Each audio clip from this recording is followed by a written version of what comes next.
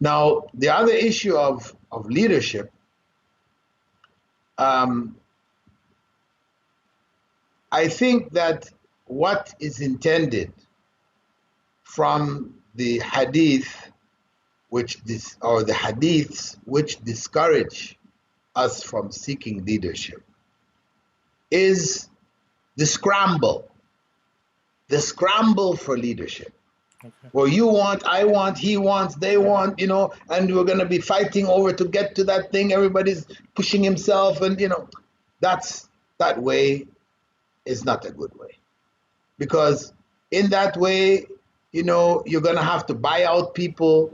You have to make compromises and things, which you will be doing, which are not good, fundamentally not good. Even though you might say, my intention is to get there and do the right thing, but if you have to buy out people and do all these other things, it destroys. The way you got there will determine who you are when you get there. So where one finds an opportunity where people have supported and felt that you are most capable, for you to say, no, I don't want, because I don't want to be seeking leadership. No. If the circumstance dictates, shows that in fact you are the person most capable to handle this, then you should embrace it. Okay. You should embrace it. Unless you feel, within yourself a kind of weakness where you feel that if I get there, it's going to corrupt me. I'd prefer not to be in that, situation. Then that is a personal choice, and you have the right to make that choice. But otherwise, if you have some level of self-confidence in that sense, that you could do a good job, then and the people have sought you, have tried to push you forward, then there's no harm in taking the leadership, in that matter. For myself, the leadership, again, was a product of necessity. Yeah.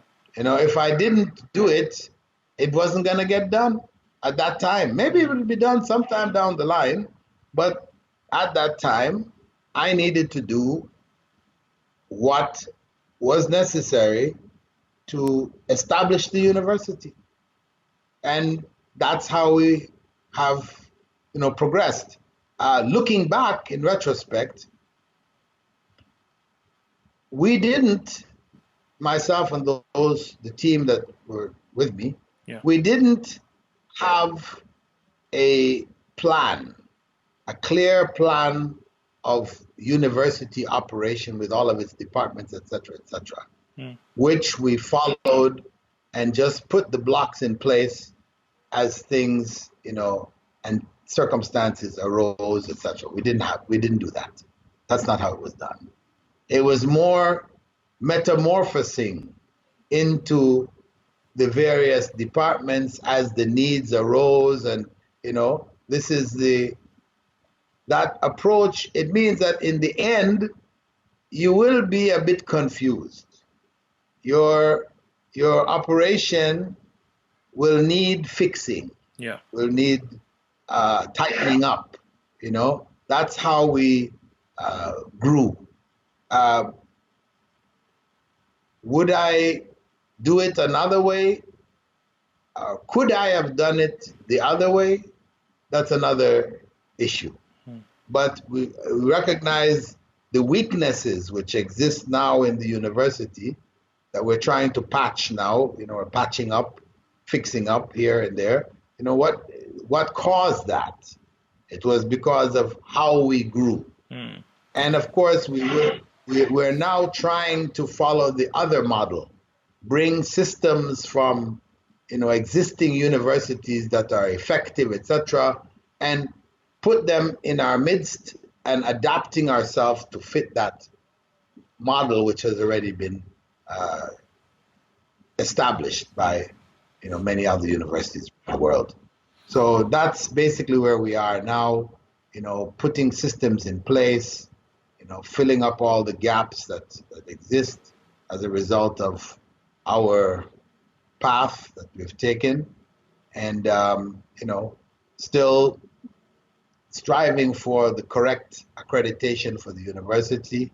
We are facing all kinds of challenges because online education in the third world, which is where we operate mostly, is looked down upon.